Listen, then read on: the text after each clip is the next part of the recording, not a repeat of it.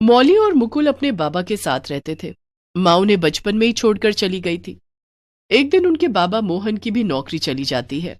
तब मौली ने खोली तंदूरी मोमोज की दुकान। 14 साल की मौली और 10 साल का मुकुल दोनों उस समय घर पर अकेले रहते जब मोहन काम पर जाया करता था। मौली बड़ी बहन होने का फर्ज बखूबी निभाती और मुकुल की अच्छे से देखभाल करती।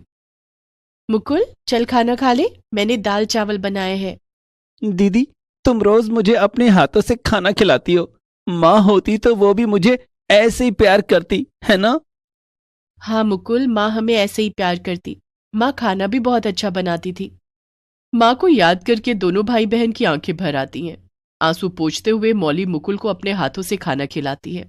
दीदी, तुम्हारे हाथ से बने खाने में भी बिल्कुल वैसा ही स्वाद है जैसा माँ के हाथों में था। अच्छा, अब बातें कम कर और जल्दी जल्दी खाना खा ले। दीदी, तुम भी खाओ ना। मुकुल अपने नन्हे हाथों से मौली को खाना खिलाने लगता है।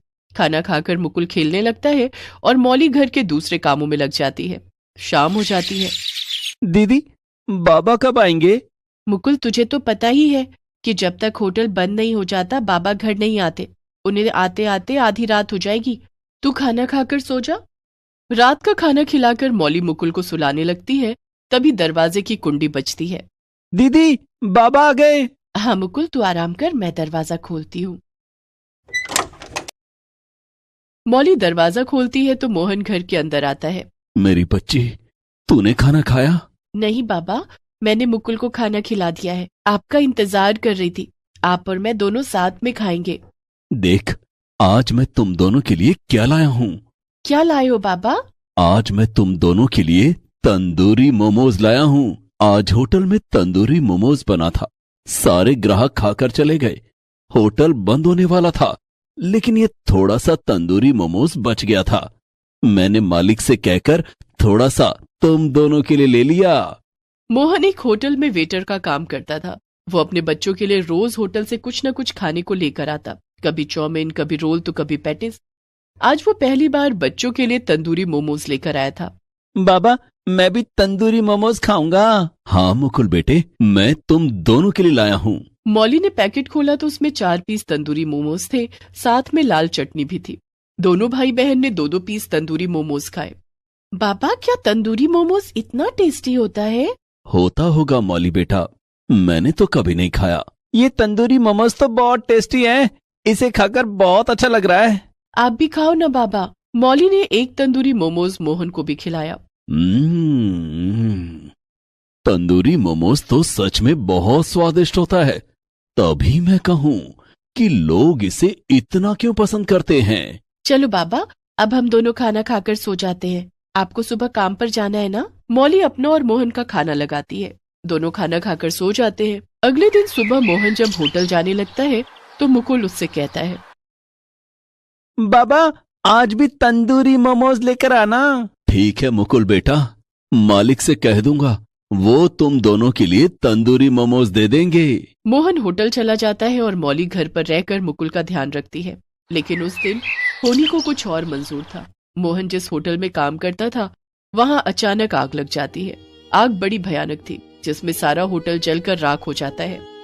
मालिक, मत रोइए, भगवान सब ठीक कर देंगे। मोहन, मैं तो सड़क पर आ गया, न जाने ये सब कैसे हो गया और अब कब ठीक होगा पता नहीं। अब मैं तुम लोगों को काम पर नहीं रख पाऊंगा। उस दिन मोहन अपने मालिक को दिलासा तो दे रहा था, लेकिन वो खुद बहुत परेशान था कि अब वो क्या करेगा। मुकुल और मौली की परवरिश कैसे करेगा, उन्हें क्या खिलाएगा, परिवार का गुजारा कैसे चलेगा। शाम को मोहन भारी मन से घर लौटा। बाबा, आज होटल से हमारे लिए तंदूरी मोमोज लाए हो ना? लेकिन मोहन ने मुकुल की बात का कोई जवाब नहीं दिया। मुकुल ने मोहन के पास जाकर उसके दोनों हाथों की ओर देखा। मोहन खाली हाथ घर आया था। बाबा, आप तंदूरी मोमोज नहीं लाए? मुकुल, बाबा परेशान लग रहे हैं। बाबा को आराम से बैठ जाने दे, फिर उनसे बात करना। मोहन उदास होकर चारपाई पर बैठ जाता है। क्या बात है बाबा, सब ठीक तो है ना? नहीं मौली बेटी, कुछ ठीक नहीं है। अब मैं कभी होटल नहीं जा सकूंगा। क्यों बाबा, क्या मालिक आपसे नाराज हो गए हैं? नहीं, मालिक नाराज नहीं हुए हैं, भगवान हमसे रूठ गए हैं। आज होटल में ना जाने कैसे आग लग गई और सारा होटल जलकर खाक हो गया। ओह, ये तो बहुत बुरा हुआ बाबा। अब क्या होगा? वही तो सोच सोच कर मैं परेशान हो रहा हूं। आप परेशान मत हो बाबा, कोई ना कोई रास्ता जरूर निकल आएगा। आप देखना, जल्द ही सब ठीक हो जाएगा। आप हाथ मुंह धो लो, मैं खाना लगाती हूँ। मौली ने खाना लगाया और तीनों खाना खाने बैठे, लेकिन मोहन से खाना नहीं खाया जा रहा था। उधर मुकुल तंदूरी मोमोज की रट लगाए बैठा था। दीदी, मुझे तंदूरी मोमोज खाना है। उसका स्वाद मैं भूल नहीं पा रहा हूँ। मुकुल, आज तू खाना खा ले, मैं तेरे लिए कल तंदूरी मोमोज बना दूंगी। सच दीदी? हाँ मुकुल। मुकुल खाना खा लेता है। मौली मोहन को समझाकर खाना खिलाती है। दूसरे दिन, बाबा बाजार से थोड़ा मैदा और थोड़ी हरी सब्जियां ले आइए, मैं मुकुल के लिए तंदूरी मोमोज बना दूंगी। वो कल से तंदूरी मोमोज खाने की जिद कर रहा है। लेकिन मौली बेटी, तुझे तंदूरी मोमोज बनाना आता है? बाबा ट्राई करने में क्या हर्ज है, शायद मैं तंदूरी मोमोज बना लूं। दीदी, क्या तुम सच में तंदूरी मोमोज बनाओगी? हाँ मुकुल। मोहन बाजार से तंदूरी मोमोज बनाने का सामान लाकर मौली को दे देता है। ये लो मौली बेटी, तंदूरी मोमोज बनाने का सामान ले आया हूं। ठीक है बाबा। मौली ने उस दिन पहली बार बड़ी मेहनत से तंदूरी मोमोज बनाए और साथ में लाल चटनी भी बनाई। फिर उसने मुकुल और मोहन को तंदूरी मोमोज खाने के लिए दिया। वाह दीदी, तुम्हारे हाथ के तंदूरी मोमोज बड़े अच्छे लग रहे हैं। ये तो होटल वाले तंदूरी मोमोज से भी अच्छे हैं। क्या सचमुच में? हाँ मौली बेटी, मुकुल सच कह रहा है। ये तंदूरी मोमोज तो होटल वाले तंदूरी मोमोज से भी ज्यादा टेस्टी है। तू भी खा के देख। मोहन एक तंदूरी मोमो मौली को खिलाता है। मौली को यकीन ही नहीं हो रहा था कि ये तंदूरी मोमोज उसने ही बनाए हैं। अपने हाथों के बने तंदूरी मोमोज खाकर उसे एक आइडिया आता है। बाबा, क्यों ना मैं तंदूरी मोमोज बनाकर बेचने लग जाऊं? लेकिन मौली बेटी, उसके लिए ज्यादा सामान और बड़ा चूल्हा चाहिए। हमारे पास इतने पैसे कहाँ हैं? बाबा, आप बुरा न मानो तो एक बात कहूं? हाँ बोलो मौली बेटी, क्या बात है? मेरे पास माँ की एक आखिरी निशानी है। उनकी एक सोने की अंगूठी उन्होंने मुझे दी थी। इस अंगूठी को बेच दो, इससे जो पैसे मिलेंगे उससे हम अपनी एक छोटी सी दुकान खोलेंगे, जिसमें मैं तंदूरी मोमोज बनाकर बेचूंगी। अगर हमारा काम लोगों को पसंद आया तो ये भी माँ का आशीर्वाद ही होगा। मोहन उस अंगूठी को देखकर भावुक हो जाता है और अपनी पत्नी सुधा को याद करने लगता है। ये अंगूठी तो उसे शादी पर तेरी नानी ने दी थी। कोई बात नहीं, इस बुरे वक्त में सुधा की ही आखिरी निशानी हमारे काम आएगी। वो हर मुश्किल घड़ी में हमारे साथ रहती है। मोहन बाजार जाकर वो सोने की अंगूठी बेच देता है और तंदूरी मोमोज बनाने के लिए ढेर सारा सामान खरीद कर ले आता है। फिर मोहन और मौली मिलकर अपने घर के बाहर एक मिट्टी का चूल्हा बनाते हैं। मौली एक कुंड के दस्ते पर पेन से लिखती है, यहाँ तंदूरी मोमोज मिलता है, और उस दस्ते को अपने घर के दरवाजे पर टांग देती है। अब मैं कल से यहाँ तंदूरी मोमोज बनाऊंगी। दूसरे दिन से मौली अपने घर के बाहर तंदूरी मोमोज बनाने का काम शुरू कर देती है। थोड़ी ही देर में तंदूरी मोमोज ने अपना काम शुरू कर दिया और उसकी खुशबू से लोग उसकी तरफ खींचे चले आने लगे। उधर से कॉलेज के कुछ लड़के लड़कियां गुजर रहे थे। अरे यार देख, वहां तंदूरी मोमोज बन रहा है। हाँ चल, वहां चलकर तंदूरी मोमोज खाते हैं। आज तेरी बर्थडे पार्टी यहीं बन जाए। सभी वहां जाते हैं और तंदूरी मोमोज खाते हैं। तंदूरी मोमोज कैसे प्लेट दिए? 20 रुपए plate madam. 5 plate tandoori momos लगा दो। अभी लगाती हूँ मैडम जी। मौली ने 5 प्लेट तंदूरी मोमोज लगाकर सभी को दे दिया। अरे वाह, तंदूरी मोमोज तो बड़े टेस्टी हैं। कहाँ से बनाना सीखा? खुद से सीखा है मैडम जी। मैंने पहली बार तंदूरी मोमोज बनाए हैं। आपको अच्छे लगे? पहली बार बनाए हैं फिर भी इतने अच्छे बने हैं, ये तो जादू हो गया। अब हम रोज यहाँ आएंगे और तेरे हाथों के बने तंदूरी मोमोज खाएंगे। हाँ, हम कॉलेज में सबको यहाँ का पता दे देंगे। कॉलेज के सभी लड़के लड़कियां तुम्हारे तंदूरी मोमोज खाने आएंगे। आपका बहुत बहुत शुक्रिया साहब। धीरे धीरे मौली की दुकान पर लोगों की भीड़ लगने लगती है और हाथों हाथ उसके सारे तंदूरी मोमोज बिक जाते हैं। इस तरह मौली की दुकान चल निकली। अब उसे शादियों और पार्टियों में भी तंदूरी मोमोज बनाने के ऑर्डर मिलने लगते हैं। मुकुल की तो रोज पार्टी होती थी। वो रोज मौली के हाथ के बने तंदूरी मोमोज खाता। मौली ने अब अपना कारोबार बढ़ा दिया था। उसकी दुकान में सारे चाइनीज फूड मिलने लगे। मोहन सारा कारोबार संभालता। मौली ने मुकुल का एडमिशन अब स्कूल में करवा दिया था। अब उन तीनों ने रहने के लिए बड़ा घर बना लिया और दुकान भी बड़ी कर ली थी।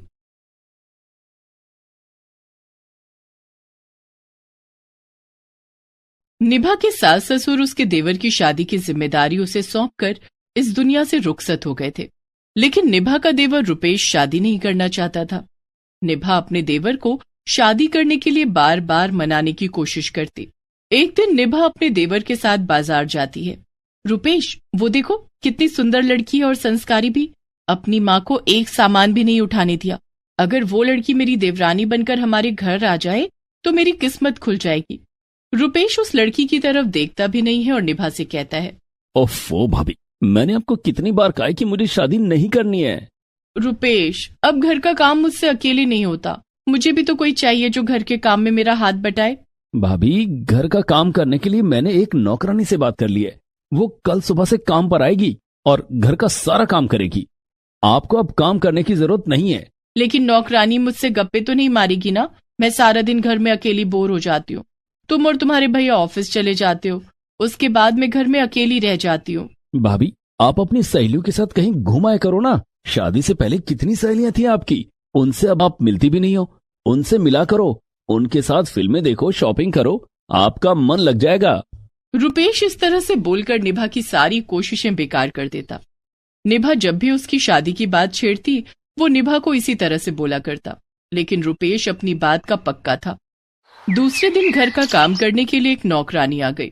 अब निभा को घर का कोई काम नहीं करना पड़ता था। लेकिन निभा की टेंशन दूर नहीं हुई। आखिर उसके सास ससुर ने उसके देवर की शादी की जिम्मेदारी उसे सौंपी थी। एक दिन निभा ने अपने पति से कहा, सुनिए जी, रुपेश की शादी के बारे में आप उससे बात क्यों नहीं करते? मैं तो जब भी शादी की बात छेड़ती हूँ वो बात ही नहीं करता। निभा, दरअसल रुपेश एक लड़की से बहुत प्यार करता था। नैना नाम था उसका।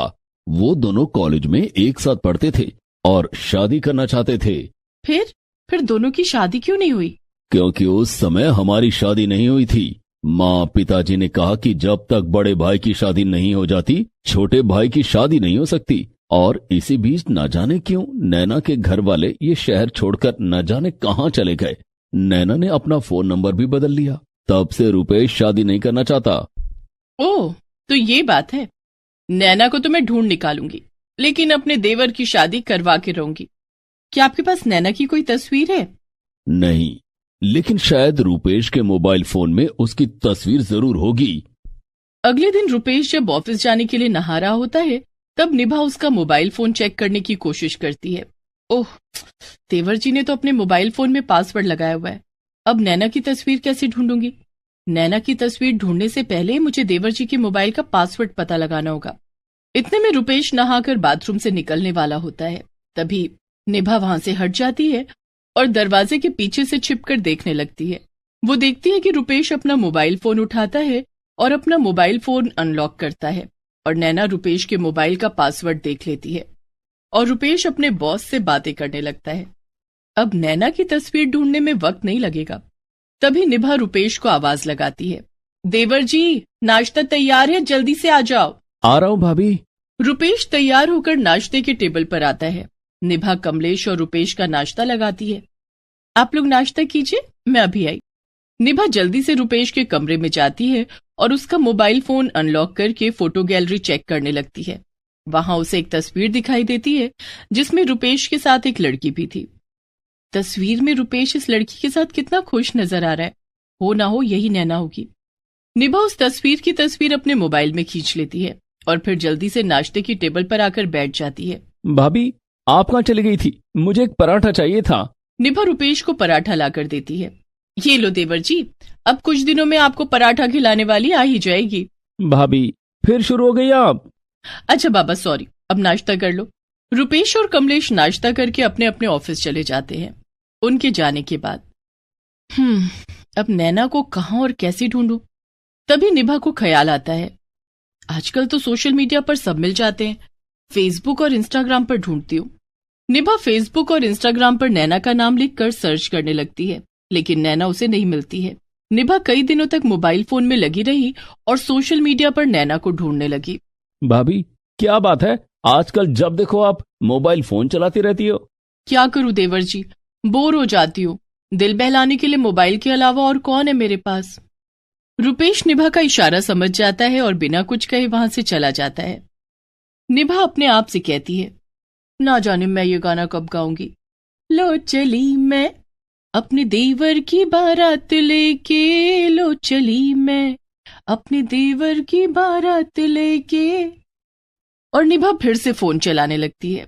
वो इंस्टाग्राम पर रील्स देख रही थी, तभी उसकी नजर एक रील पर जाती है जिसमें एक लड़की भजन गा रही थी। अरे ये तो नैना है, वही नैना जिसकी तस्वीर मैंने रुपेश के साथ देखी थी। निभा नैना को मैसेज भेजती है और उसका फोन नंबर मांगती है। नैना का जवाब आ जाता है। निभा उसे फोन करती है। हाय नैना, इंस्टाग्राम पर आपका भजन देखा, आप बहुत अच्छा गाती हैं, मैं आपसे मिलना चाहती हूँ। जी जरूर, मुझे भी आपसे मिलकर अच्छा लगेगा। आप कहाँ रहती हैं? मैं नैनीताल में रहती हूँ। नैना निभा को अपना एड्रेस मैसेज करती है, लेकिन निभा अपने परिवार के साथ दिल्ली में रहती थी। नैनीताल जाने के लिए तो इन्हें मनाना पड़ेगा। कोई बात नहीं, अपने देवर की शादी के लिए मैं नैनीताल जरूर जाऊंगी। उस दिन जब कमलेश ऑफिस से घर आया, सुनिए जी, हम लोग कई दिनों से कहीं घूमने नहीं गए, मैं सोच रही थी क्यों ना हम लोग नैनीताल चले। ये अचानक तुम्हें घूमने का प्लान कैसे आया? तुम्हें तो पता है कि मुझे छुट्टी नहीं मिलती, एक संडे को छुट्टी मिलती है। अब एक दिन में मैं नैनीताल कैसे जाऊं? ठीक है, आप नहीं जा सकते तो मैं अकेली ही चली जाऊंगी। लेकिन ऐसी क्या बात है कि तुम अकेली घूमने जाना चाहती हो? कोई बहुत जरूरी काम है, किसी बहुत खास से मिलना है। ठीक है, चली जाओ, मैं टिकट करवा देता हूँ। कमलेश निभा का टिकट करवा देता है और दूसरे दिन निभा नैनीताल पहुंच जाती है। वहां वो एक होटल में रुकती है और फ्रेश होकर नैना के दिए हुए पते पर पहुंच जाती है। हाय नैना, मैं निभा हूँ। हाय, मुझे बहुत अच्छा लगा कि आप मुझसे मिलने दिल्ली से यहाँ आई। आती कैसे नहीं, तुम्हें लेकर जो जाना है। जी, मैं कुछ समझी नहीं। तभी निभा अपने मोबाइल फोन में रुपेश और नैना की वही तस्वीर नैना को दिखाती है जो उसने रुपेश के फोन से ली थी। तस्वीर देखकर नैना की आंखें भर आती हैं। आप कौन है और ये तस्वीर आपके पास कैसे आई? मैं रुपेश की भाभी हूँ। रुपेश की शादी के लिए जब भी उससे बात करती हूँ तो वो टाल देता है। फिर मेरे पति ने मुझे तुम्हारे बारे में बताया, तब से मैं तुम्हें ढूंढ रही हूँ। तुम रुपेश को बिना बताए दिल्ली छोड़कर यहाँ क्यों चली आई और अपना फोन नंबर भी बदल लिया? रुपेश ने अपने माता पिता से हमारी शादी की बात की थी, लेकिन उन्होंने इनकार कर दिया।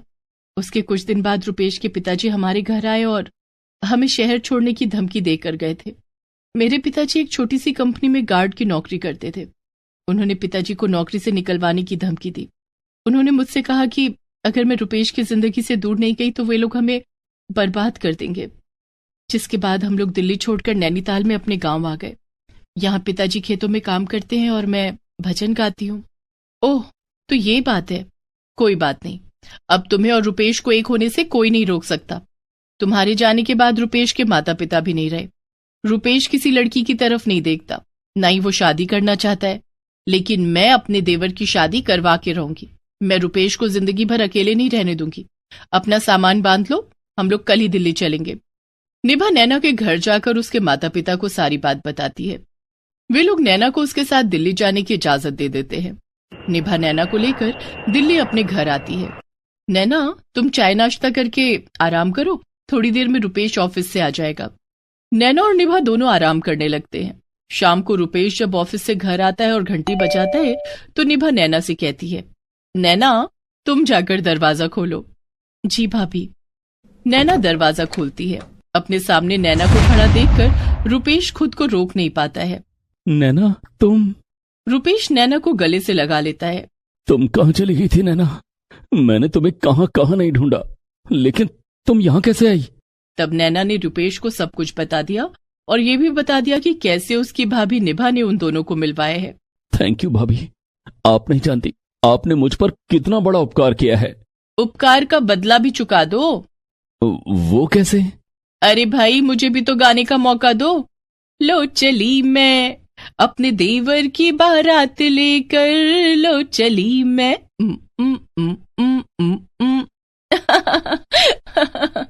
निभा के गाने पर सब हंसने लगते हैं। उसी समय कमलेश भी आ जाता है। निभा उसे सारी बात बता देती है और कुछ ही दिनों में निभा अपने देवर रुपेश की शादी नैना से करा देती है। Please subscribe this channel.